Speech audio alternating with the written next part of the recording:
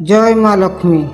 नमस्कार बंधुगण, आसंता फेब्रुआरी 26 तारिख गुरुवार दिन पड़ुछि।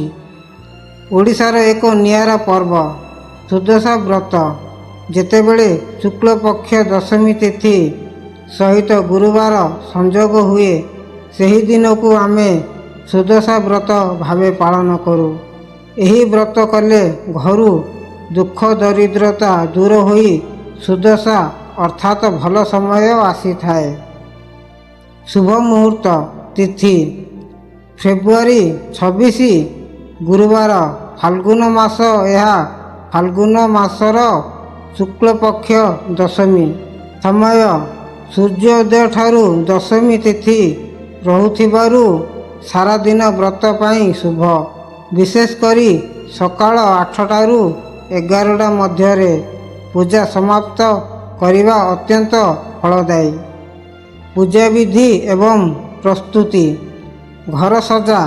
ମାଙ୍କ ଆଗମନ ପାଇଁ ଘରଦ୍ୱାର ସଫା କରି ମୁରୁଜ ବା ଝୋଟି ଚିତା ପକାନ୍ତୁ। ମାଙ୍କ ପାଦଚିହ୍ନ ଅଙ୍କନ କରନ୍ତୁ। ବ୍ରତ ପ୍ରସ୍ତୁତି।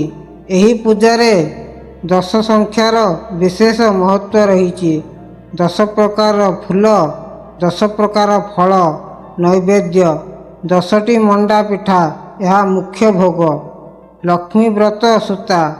10ଟି କ୍ଷୀର ବିଶିଷ୍ଟ ହଳଦୀ ମିଶ୍ରିତ ସୂତାରେ 10ଟି ଗଣ୍ଠି ଦେଇ ବ୍ରତ ପ୍ରସ୍ତୁତ କରନ୍ତୁ। ପୁରାଣ ଅନୁସାରେ ରାଜା ବିକ୍ରମାଦିତ୍ୟଙ୍କ ରାଣୀ ସୁଲକ୍ଷଣୀ ଏହି ବ୍ରତ ପାଳନ କରିଥିଲେ। ଥରେ ଅଜାଣତରେ ସେହି ବ୍ରତ ସୂତାକୁ ପରିତ୍ୟାଗ କରିବାରୁ ରାଜା ସର୍ବସ୍ୱ ହରାଇ ଜଙ୍ଗଲରେ ବୁଲିଲେ।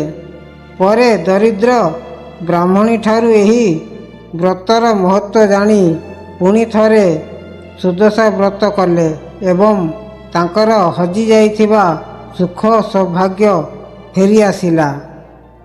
ପୂଜା ସମୟରେ ମାଙ୍କୁ ସ୍ମରଣ କରି କୁହନ୍ତୁ, ନମସ୍ତେ ସର୍ବଲୋକାନାଂ ଜନନୀ ସର୍ବ ସୌଭାଗ୍ୟ ପ୍ରଦାୟିନୀ।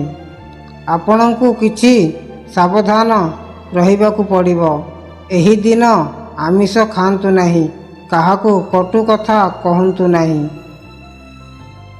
ମହିଳାମାନେ ବାମ ହାତରେ ଏହି ବ୍ରତ ସୂତାକୁ ଧାରଣ କରନ୍ତୁ।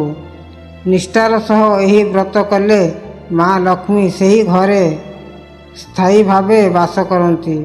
ଆଶା କରୁଛି ଏହି ସୁଦଶା ବ୍ରତ ଆପଣଙ୍କ ଜୀବନରେ ଖୁସି ନେଇ ଆସିବ। ଭିଡ଼ିଓଟି ଭଲ ଲାଗିଥିଲେ ଲାଇକ୍ ଏବଂ ସେୟାର କରନ୍ତୁ। କମେଣ୍ଟରେ ଜୟ ମା ଲକ୍ଷ୍ମୀ ଲେଖିବାକୁ ଭୁଲିବେନି। ଜୟ ମା ଲକ୍ଷ୍ମୀ।